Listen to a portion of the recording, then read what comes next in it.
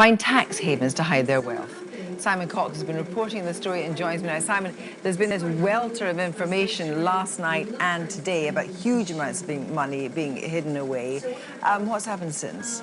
So it's one of these amazing stories where each hour there's a new revelation. I suppose one of the most significant today was about the relatives of Chinese leadership who had companies with Mossack Fonseca. Very embarrassing for them because they've made a big crackdown on anti-corruption. FIFA, as if they need any more bad news. Their lawyer connected to their ethics committee who's been helping some of these offshore companies. And it's really interesting seeing the numbers that countries are starting to come up with. Germany, 1,000 people in the documents. Australia, 800 people in the documents. And also HMRC, of course, saying they'd like to get their hands on it and see what's in those 11 million documents. And there's so much more, presumably, still to come out. But now we're going to go ahead and look at sanctions busting next. What's coming out tomorrow? Absolutely.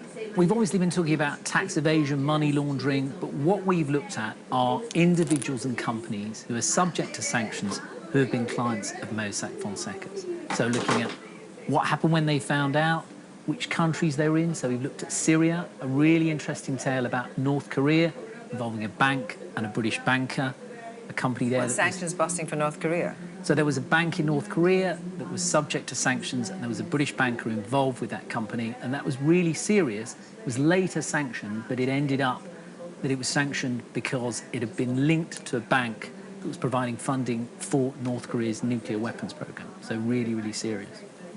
Simon, thank you very much indeed. Well, politicians of all stripes across Europe and the US have long pledged to crack down on tax havens, but the Panama Papers show there's still a long way to go. Will these latest revelations finally provide the impetus for genuine reform? Here's our diplomatic editor, Mark Urban.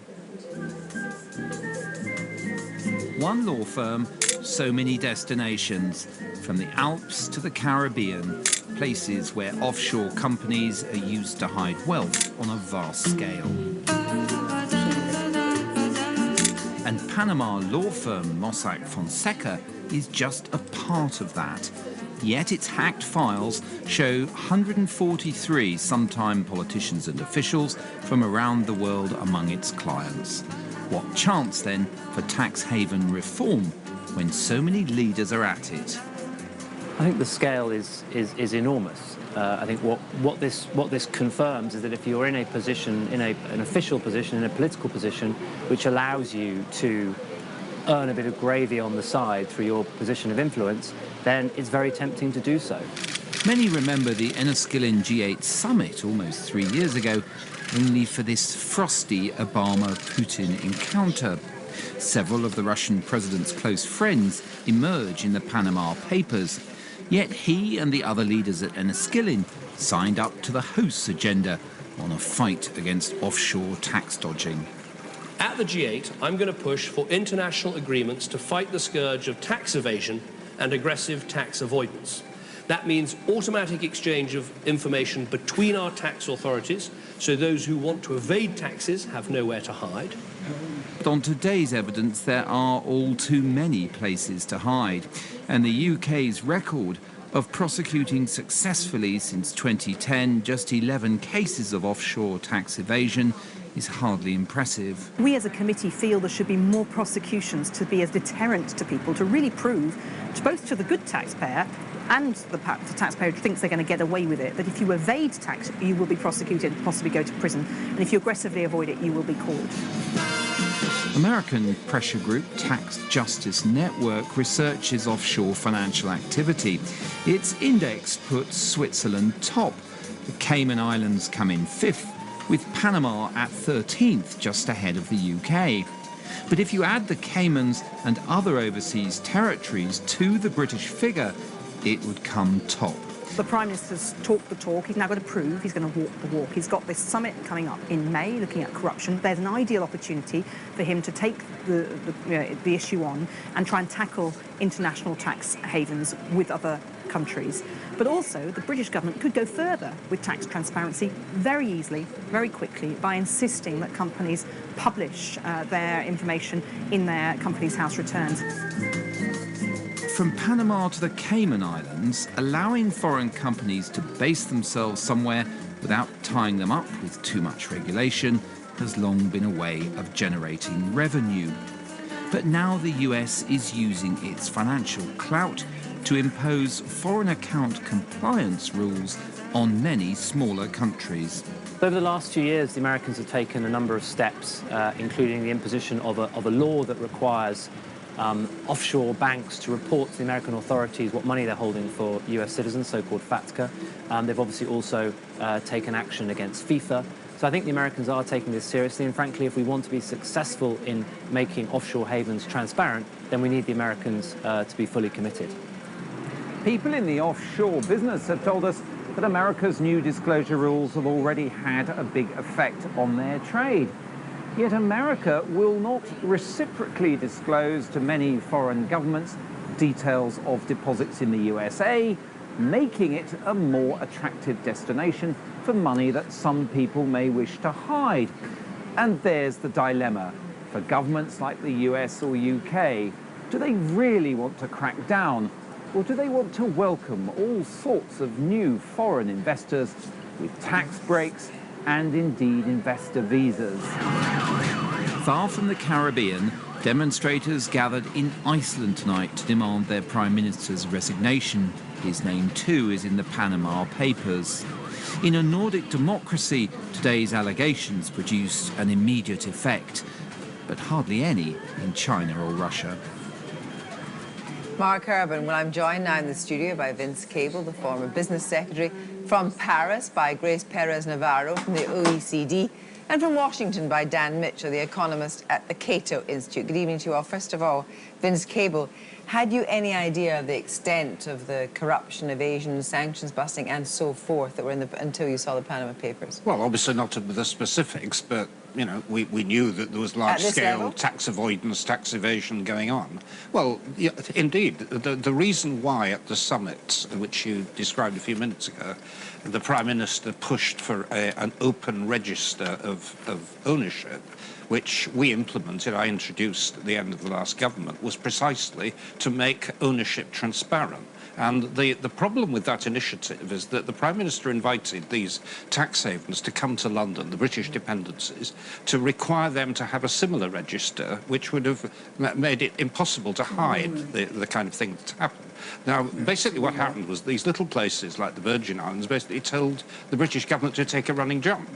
And, you know, so we've absolutely no control. 50% through British dependencies, and there's nothing you can do about it. Well, we can do something about it, and we should do something about it. I mean, the mechanism which is open is to impose direct rule, which we did in respect of the Turks and Caicos because of large-scale So impose direct, but what about aid, for example? Well, the richer ones don't get any aid, but if we do, we should be using it. But yes, through the action that was taken in the Turks and Caicos, cracking down on corruption, making them have a full, open, transparent register would be one way of seeing through all of this murk. Well, I was going to say, would you favour then imposing direct rule? I would, yes. I mean, there's the level of abuse. On all the dependencies? Well, those that where the abuse is of an egregious scale of the kind that we've just seen. The Virgin Islands is top of the list. Right. Yeah. OK, can we just go back to your time in power?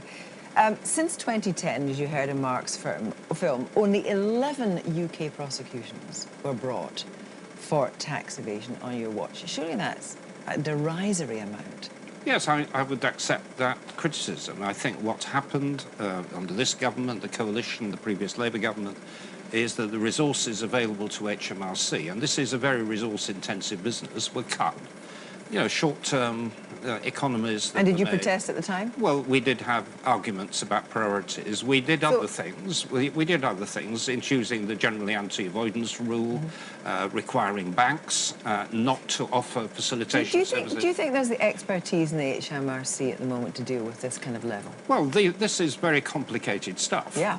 And it does require a lot of resource and a lot of specialist people. And if we're taking it seriously, they have to be properly resourced, and they haven't been for years. years. Well, interesting, because the OECD now has come up with this idea of various different reforms. But would these reforms stop the Russian oligarchs, stop people in the Chinese Politburo, stop the possibility that Putin's cronies have been salting money away? Would anything that you've proposed actually affect that kind of level of change? Well, I think here at the OECD, what we have been trying to do is to get all countries to improve the legal frameworks and the level of cooperation they have between each other in terms of sharing information, banking information, ownership information, etc. And it's been a very difficult road, but we've made very great progress in our Global Forum on Transparency, which now has 132 members. But you might have heard our correspondent saying earlier, the idea that the Chinese Politburo is involved is very embarrassing for the Chinese authorities, given that they've in fact tried to effect this crackdown on corruption, which obviously is a nonsense now, because if it goes right to the top, then nothing you can do is going to be able to stop that. Correct. Well, I think that's quite a pessimistic view, because I think that the structures that we've put in place for cooperation between countries has resulted in real change. There have been over 800 legislative changes undertaken in different countries. There have been a number of exchanges of information between countries, and we have already, through voluntary disclosure programs, enabled governments to collect $48 billion that they would not have otherwise collected without the threat of these initiatives. Dan Mitchell, what possible benign reason could there be for individuals and companies moving their money around, hiding money, creating shell companies and so forth to avoid tax? I think the reason we see a lot of this is that international business requires international structures. And if you're a wealthy investor, entrepreneur, business owner, you're doing cross-border economic activity, you want a structure in a tax-neutral environment. So this notion that there's somehow something bad about having a company is ridiculous. It's sort of like saying, oh, we shouldn't allow cars to be sold because some people use them as getaway vehicles for bank robberies. So I think if we want more global trade, we want more global investment, we shouldn't have governments trying to make international business more creaky. Now, if there are some bad guys, just like if there are bad guys that use General Motors cars as getaway vehicles, by all means, punish them. But don't let international bureaucracies like the OECD, which, by the way, that's the greatest tax dodge of all, they get tax-free salaries and they run around the world trying to tell everyone else to raise taxes. We should focus on a low, simple tax rate that makes it very easy to comply, keep government more streamlined, and let international business flow. And well, let's just put this back to the OECD, apart from your own tax-free salary, first of all, to respond to Dan Mitchell. Well, my response is that we fully support the idea of a low rate and a broad-based tax. The problem is we need to get everyone paying those taxes. And right now, what we have is a system where taxpayers can operate in a borderless world, but tax authorities are restricted by their national boundaries. So they need a means by which they can work together in order to be able to tackle these tax crimes, evasion and fraud. That's what we're talking about. We're not talking about legitimate business here, Dan. But the truth is, Vince Cable, that if you have all these world leaders and former world leaders involved in this, you're never going to clean it up.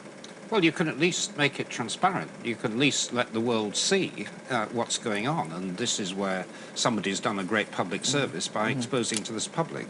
Maybe you can't stop bad behaviour at the other side of the world, but at least you can ensure that we know what's going on. Well, let's just turn now to look at a present problem in the UK, and of course that is Tata Steel and the future of Port Talbot. Now, you said that one of the deterrents to attracting a buyer is the question of the pension pot. Right. And Sajid Javid did talk about the possibility the Treasury could take over the pension pot. But we've spoken to lawyers today say that is absolutely contrary to rules on EU state aid. So that would be out of the question then? Well, I don't think that's true. I mean, I was engaged